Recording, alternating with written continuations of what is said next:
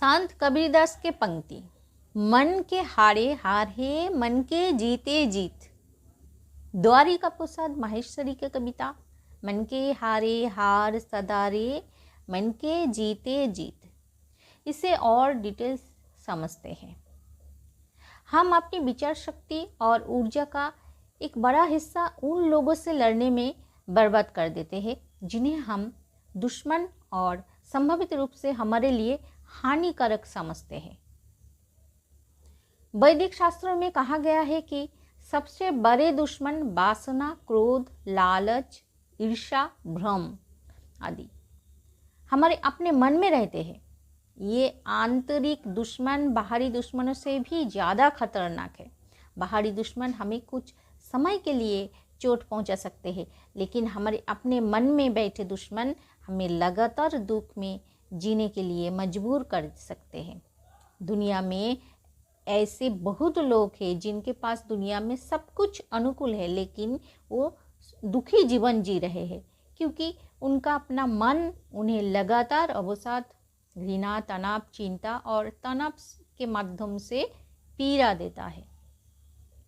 यदि हम आध्यात्मिक साधना के माध्यम से मन को बुद्धि के नियंत्रण में ले आए तो यही मन हमारा सबसे अच्छा मित्र बन सकता है। भगवद गीता की ध्यान योग में श्री कृष्ण कहा, बंधुरात्मात्मनस्तस्यो येनात्मैवात्मना जितः अनात्मनस्तु शत्रु वै वर्तते तात्मैव शत्रुव। अर्थात जिसने अपने मन को वश में कर लिया है उसके लिए उसका मन ही उसका मित्र बन जाता है, लेकिन जिसने अपने मन को वश में नहीं किया उसके लिए वही मन उसका शत्रु के समान बन जाता है।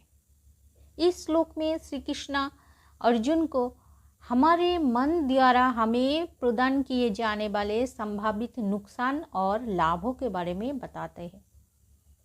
श्री कृष्ण यहाँ ये समझा रहे हैं कि आत्म विजय ही सच्चा साधन है। गीता बार बार स्वयं के द्वारा स्वयं का उद्धार करो की बात करती है। जो व्यक्ति अपनी इंद्रियों और मन को साध लेता है वही सच्चा योगी बनता है। इसे एक कहानी के द्वारा समझते हैं, मन का मित्र और शत्रु।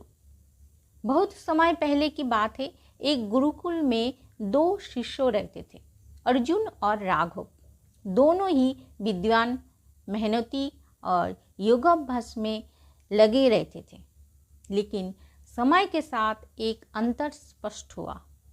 अर्जुन हर सुबह जल्दी उठता, ध्यान करता, अभ्यास करता और अपने मन को नियंत्रण में रखने की कोशिश करता। जब भी उसका मन भटकता वो गहरी सांस लेकर उसे वापस ध्यान में लाता। धीरे धीरे वो शांत, संतुलित और प्रसन्न रहने लगा। राघव भी साधना करता, लेकिन उसका मन बार बार भटकता था। कभी भोजन की इच्छा, कभी आराम की, कभी प्रशंसा पाने की। वो अपने मन के पीछे चलता गया। परिणाम स्वरूप वो चिड़चिड़ा, असंतुलित और दुखी रहने लगा।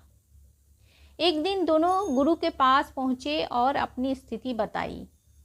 गुरु मुस्कुराए और गीता का यही श्लोक सुनाया, बंधुरात्मात्मनस्तस्य, ये श्लोक, और कहा, जिसने अपने मन को जीत लिया वो अपने ही भीतर सच्चे मित्र को पा लेता है, लेकिन जिसने अपने मन को जीतने का प्रयास नहीं किया वो अपने ही भीतर शत्रु को पाल लेता है। राघव ने उसी दिन से अपने मन को साधने का संकल्प लिया। समय लगा, लेकिन अभ्यास और संयम के साथ वो भी शांति पाने लगा। अंत में आज के जीवन में जब व्यक्ति अपने विचारों, भावनाओं और इच्छाओं पर काबू नहीं रख पाता तो वही मन उसे अवसाद, चिंता, क्रोध और भ्रम की ओर ले जाता है।